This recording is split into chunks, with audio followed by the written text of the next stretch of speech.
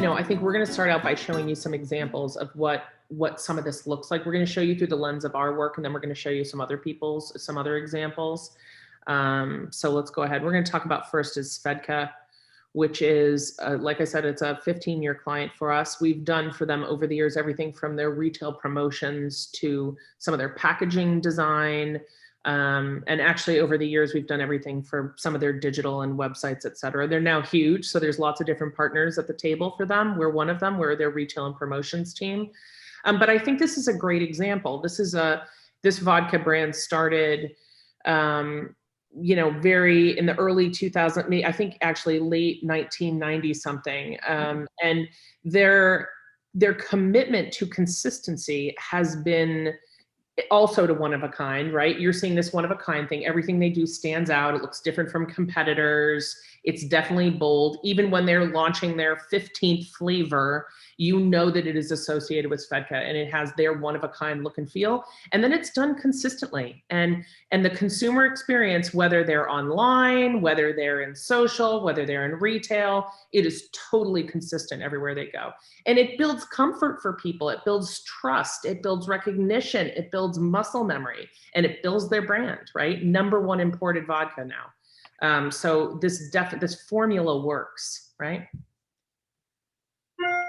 This is another one, a total other end of the spectrum. This is that nonprofit I told you we just run an award for, Bat Conservation International. And this is now when we talk about, this is that just speaking to a little bit that authenticity piece, right? When we looked at the category, we're looking at Nature Conservancy, we're looking at Audubon, we're looking at these, very sort of do-gooder, beautiful organizations that are absolutely lovely. And we're taking a look at BCI, who's putting scientists in these suits to go into these caves. And we were like, these guys are these like rebels on a mission. And so we built a nonprofit for them that is totally against the grain, and it is totally true to who they are. And so the reason why this becomes one of a kind is because it's totally them. Nobody else could do this. And so again, an example of one of a kind, an example of authentic and true to who they are, an example of totally consistent.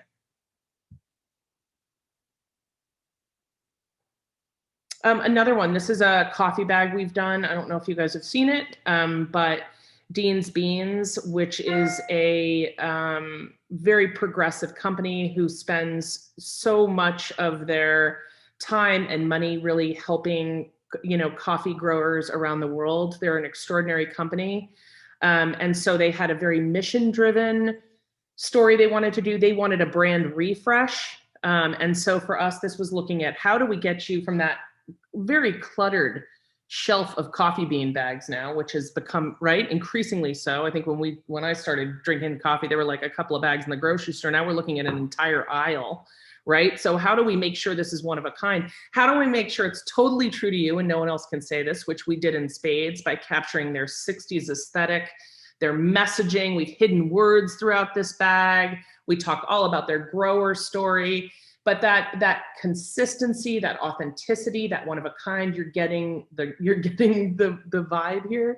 But there's no downloaded artwork off the internet making this identity. And it's really incredible too, because talk about Dean's Beans, like everybody in the area that I know loves Dean's Beans. And I remember, having heard about the brand before, it was right up my alley. And I think the disconnect that even Dean was feeling was that people would have this incredible love for the brand and the brand's mission, everything it stood for.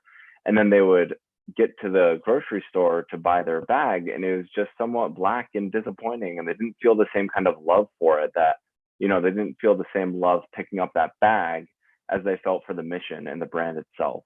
So this was an incredible opportunity for us to be able to take that touch point that doesn't necessarily feel integral to things, but reflect that love back to the consumer. So they can not just feel great about the brand and Dean and everything that they're accomplishing, but they can feel great about picking up this little piece of artwork and feeling like they're part of this much bigger narrative and story. And actually, it's funny that I totally forgot about this, but not only have these guys seen a massive increase in sales, and not only have they seen that, but we also started tracking on social media. Someone turned this into a wallet right? Like this is that shareable story, like the love consumers, when you've done something that resonates with people and they love it, that's, you've connected, right? Mhm. This is another coffee bag. It is one coffee bag has led to another, I think, to some degree. But this is a cafe out by us in Hadley called Eslan.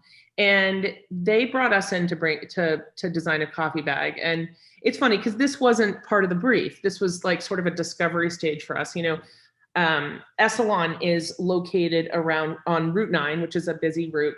And it's this little unassuming building off to the side. And when you walk in, it's got like tin ceilings and it's beautiful inside. You feel like you're in a little New York cafe. And you're like, wow, this is amazing. This is right here. And I think one of the things we felt, it's packed all the time. I mean, it is packed. Can't find parking spaces. They keep getting in trouble because people keep parking on the town common, and all the town people who love the common are furious. But anyway, it's overflowing. The cafe is such a destination. And they're roasting coffee on Tuesdays and Thursdays in the back corner of the cafe. And so one of the things we found when we went to design the identity for their coffee bag is that the heart of your brand is in your cafe. And so we did a story for them that was about, you know, all roads and bike paths lead to Eslan Cafe.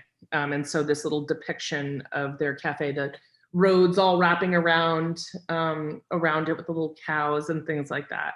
But again, very unique to them, which becomes the authentic piece. One of a kind, this totally stands out. And then consistency, you see how that extends everywhere else, right? So that's how we're doing that. This is another one, the Berkshire Flyer. We're going to actually walk you through how we got to this solution a little bit later in the deck, but this is another example of an identity that's been built to be shareable and be, you know, consistent, but also have some flexibility built in it so that we can make sure that we're also considering relevancy and keeping it fresh. We'll talk more about this. Lastly, in here we have another one. This is a company that launched in Western Massachusetts, and they launched with over 100 SKUs, which is a very challenging assignment to launch 100 products at once. And one of the reasons I put this in here is because one of the places we went to get to this identity is we went to fine art. We actually created these oversized canvases with like gouache and watercolor and paint, and really looked to figure out how we bring inspiration in from the fine art world. And so when we talk about being one of a kind, you know, sometimes that's because we are getting to the root of who you are in your story. But the other way to think of one of a kind is to maybe reference fine art, reference something out of the category, reference something off the computer, and go out there and find something that is one of a kind because it's beautiful or it's inspirational in a different way. So wanted you to consider that too when we talk about one of a kind. You know, the next step for us when we talk about the consistency piece, you hear that, okay, well, what does that mean? I mean, I think that this is very difficult.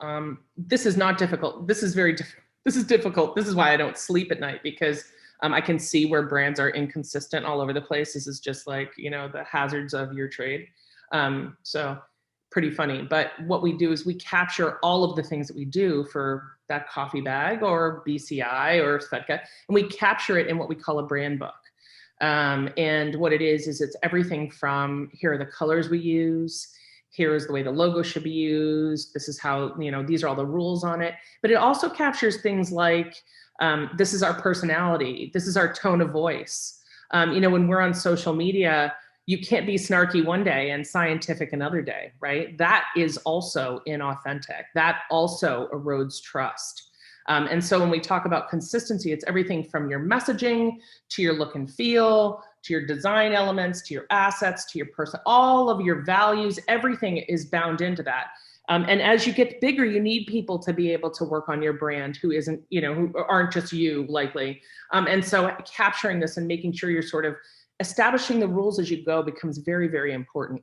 And also consider this as something like a living book, right? You don't just do it once and put it on a shelf to collect dust. You make it a living document where if you're having changes, you know, coming out of COVID, you need to go back and say, well, gosh, now we're also very kind. I don't remember ever that being a buzzword that we used a year ago, but now we definitely are. Go back and adapt it to make sure it says that, right? And capture that into some sort of guideline. Right. And it's worth noting that like when we talk about consistency, especially through a millennial lens, consistency does not have to mean looking corporate or looking perfect and polished to a T. Your consistent aesthetic can be inconsistent, right? Like your consistent like output can be a very specific aesthetic. It doesn't have to be polished to a T, but it should be very purposeful. When I was in Tanglewood, actually seeing Dolly Parton, I remember one of Dolly's favorite quotes of all time: "It takes a lot of money to look this cheap," right? And it's the same thing with consistency. Even if your look is to look cheap, it takes a lot of work and a lot of effort, but like the output is how people know you, and it's like what people love you for. So just make sure to invest in that, even if it's not to look super polished and super corporate. It's whatever your brand is. Make sure to support that everywhere. Mm-hmm. And then the important takeaway on this slide is that when we talk about touch points and where consumers see you everywhere. Consistency is about being consistent everywhere. And I put this slide up because we work with Wyndham Hotel Group. And so if we're doing, days in identity stuff where a consumer is going to walk into a days in property and they're going to see our brochures, they're going to see our keys and our XYZ, that's fine. But we have to be consistent when we're talking to a B2B audience too, right? I need to make sure that the sales materials that we're putting out for the B2B audience is just as consistent and just as reflective of the Days In brand, right? So we need to make sure that we're there, or if we're doing internal materials, or if we're doing international sales. So this is not just, well, I don't make a product, and so I don't need to have this. This is true of anybody and any brand that's out there. Whatever your channel is. And you have to remember that they're going to go and see that ad. They're going to go to your website. They're going to go to your social channel. So that consistency piece is not just for consumer facing brands. That's for every brand. And that goes as far down. I mean, I actually should have put another one in here. We worked on a bagel company, Tandem Bagel. And we also needed to look at, are their job postings consistent? Are we making sure that when somebody walks into their store, are we greeting them with the same consistent, that reflects our values of kindness and happiness and stuff? So part of this consistency piece is not just a polished coffee bag, right? It's all the way through your experience with your brand.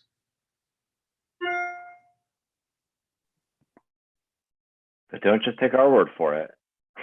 It's not just a portfolio piece. So I mean, these rules, this equation that we've come up with, like it is truly, the thing that goes behind making great brands, whether or not the brand is, Anthropologie over there or Starbucks over here, right? So like we also wanted to show you just how these same principles apply to brands that are international and just have worldwide presences that you've already hit before.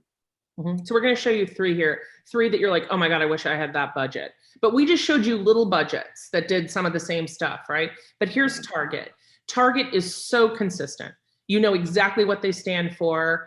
Their same iconic use of their identity is done everywhere. It's done from the posters hanging on the wall that say we're hiring, to their gift cards, to their new product launches, to everything they do. And it's true to everything they put on shelf, their partnerships, everything that they do. And they work very hard at it. But I'll tell you what, this is a perfect example of a one-of-a-kind identity. It is uber consistent, and they have built stickiness with everybody, and they have built trust. And I think that's the key when we talk about why consistency matters. It is muscle memory, it's all those things, but it's trust. People see you and they count on it. They literally build trust with you. And so this is a fabulous example of how they do it. And I think this can be scaled small. All right, JetBlue, here's another one. I mean, I don't think they have the same graphic presence like Target does, right? But these guys they've put you above all. They have put their consumers and their workers above all. And they've done it through messaging. They've done it through behavior. They've done it through your experience, whether you're dealing with somebody at a ticket counter because you've had a snafu, or you're on the plane getting your free snacks or your blue chips. They have nailed it. It is consistent everywhere. It's one of a kind. It's authentic to who they are. Everybody knows, like, if they have a non-JetBlue experience with JetBlue, it's addressed. Everybody knows it's out of character, right? So another great example of a brand who's done this well. And then Starbucks, I mean, these guys are killing it. I mean, they started by wanting to create the neighborhood coffee shop. And I think this is interesting because we look at Target that has that real consistent use of graphics, JetBlue, which is really about consistent values and messaging. And then Starbucks, I think this is interesting that they always wanted to be the corner coffee shop. And so their photography, even their photography, all the way drilled down to every touch point, has this warmth to it. And it feels like it's shot through the glass on a little local coffee shop, right? In addition to that, they are consistent, speaking to who's killing it with millennials. They have their digital promotions, everything that they're doing on the phones, everything that they're doing and all that is not only consistent, it's continuing to sort of tie it all together. And again, builds trust, loyalty, and, really long lines. Mm-hmm. Really long lines. And it's worth noting, just those two tenets that Kirsten just mentioned, trust and loyalty, that is universal to any audience. But as we saw earlier, even though people thought the millennials were a little bit promiscuous in how they approach things, trust and loyalty still have massive impact with any audience, specifically millennials too. Anyways, that was to take you through kind of some of the end product of that equation. And after a really brief break, what we're about to do is take you through essentially how it's done, what it looks like on the back end of using that equation, and what we're going to take you through is the Berkshire Flyer itself.